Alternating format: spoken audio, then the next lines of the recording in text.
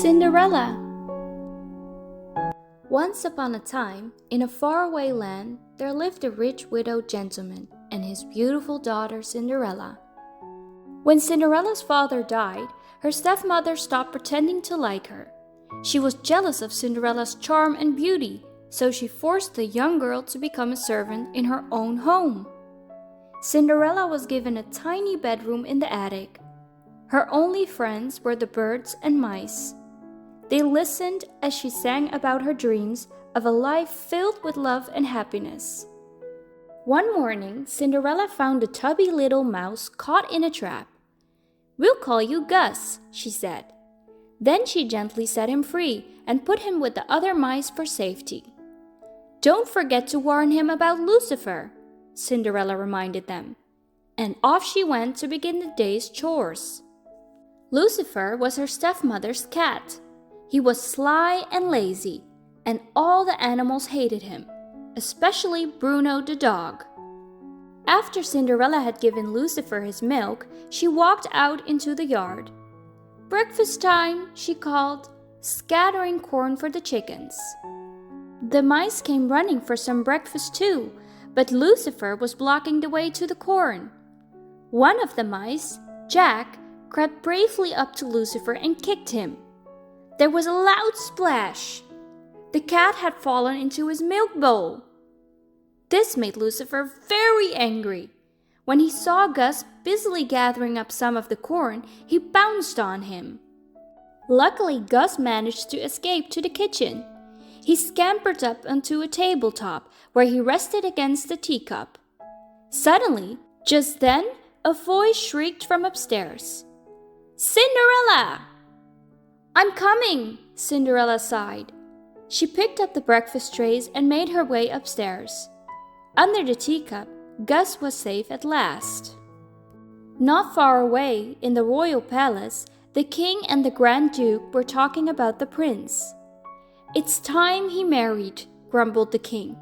Suddenly, he had an idea. "We'll have a ball tonight," he cried, "and invite every young maiden in the kingdom. The prince will surely fall in love with one of them." So invitations were sent out that very day. When the royal messenger delivered the invitation to Cinderella's house, Cinderella went to find her stepmother. She was upstairs in the music room, listening to Anastasia and Drizella singing. "There's going to be a ball at the palace," exclaimed the stepmother as she read the invitation.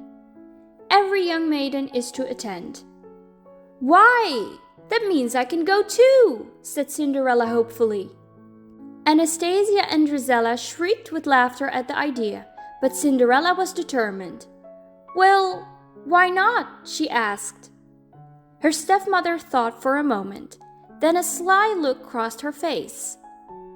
"I see no reason why you can't go, if you get all your work done." "I'm sure I can," cried Cinderella, rushing upstairs to find something to wear. She opened her wardrobe and took out one of her mother's old gowns. "It's a little old-fashioned, but I'll fix that," she said. "Cinderella!" shrieked her stepmother. "I'm coming," Cinderella sighed. The mice knew that poor Cinderella would never have time to finish the dress, so they decided to work on it themselves. They sang merrily as they cut and sewed the material. At last, the pretty dress was finished. It was trimmed with an old sash and beads, which Anastasia and Drizella had thrown away. Later that evening, Cinderella sadly returned to her attic room. She had been so busy that she hadn't had time to get ready. Out of the window, she watched the carriage arrive to take her stepmother and stepsisters to the ball. As Cinderella turned away, she suddenly saw the dress. "Surprise!" her friends cried. "Oh, it's wonderful!" Cinderella exclaimed, hardly able to believe her eyes. In no time at all, she had slipped the dress on and was rushing downstairs to the carriage. But when Anastasia and Drizella saw their stepsister looking so beautiful, they were filled with jealousy. "Why, you little thief!" Gisela screamed, spotting her old beads round Cinderella's neck. Then Anastasia looked at the sash.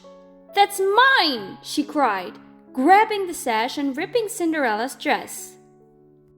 "Please stop!" cried Cinderella, but it was too late. Her dress was ruined. She ran into the garden and flung herself down by a bench. She sobbed as if her heart would break. Cinderella was so upset that at first she didn't see a magical swirl of light gather around her. When she looked up, an old lady was sitting on the bench. "I'm your fairy godmother," the lady said kindly. "Dry your tears. You can't go to the ball looking like that.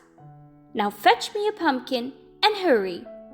Even miracles take time." Minutes later, the fairy godmother waved her magic wand over the pumpkin. "Bibbidi-bobbidi-boo," she sang. The pumpkin changed into a sparkling carriage. "Now," said the fairy godmother, "with an elegant carriage like that, you simply have to have mice." With that, she waved her wand over Gus, Jack, and their friends, and changed them into proud white horses. Another wave of the wand, and Cinderella's horse was changed into a coachman, and Bruno the dog was changed into a footman. Then, with a final wave of the wand, Cinderella was dressed in a magnificent ball gown and delicate glass slippers. "Oh, thank you!" cried Cinderella, stepping into the carriage. "It's like a dream come true." "I know, dear, but remember, you only have until midnight," the fairy godmother warned. "On the last stroke of 12, the spell will be broken." At the palace, Cinderella entered the glittering ballroom excitedly. Glancing up, the prince saw her and thought she was the most beautiful girl he had ever seen. He took Cinderella's hand and led her to the dance floor. The prince knew that he had finally fallen in love. Dancing in the prince's arms, Cinderella felt as though she was floating on air.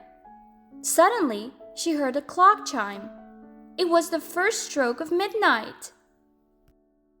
"I must go!" Cinderella gasped as she fled through the ballroom and down the palace steps. "Wait!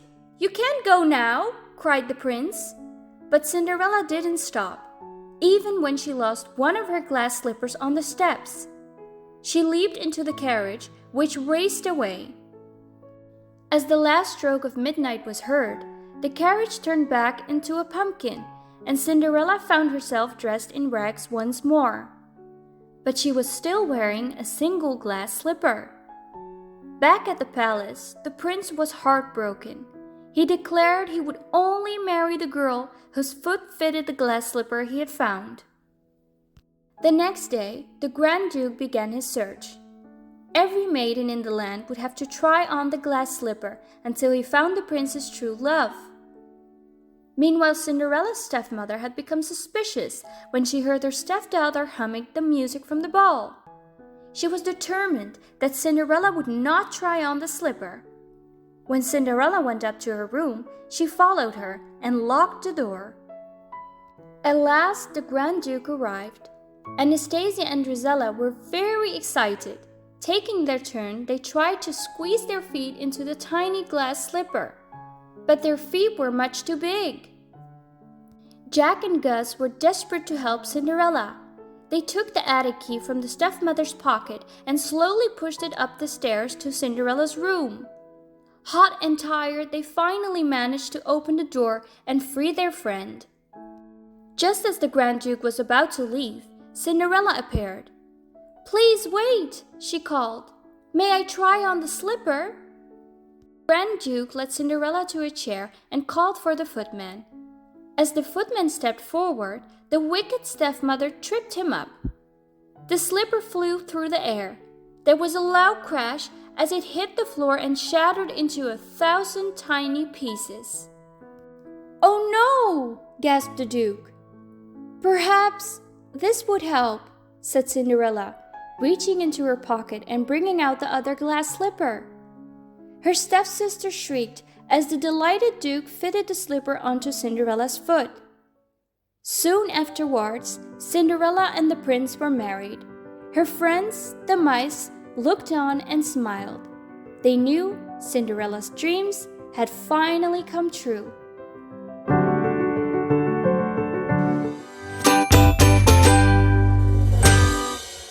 Thank you for watching and see you at the next story.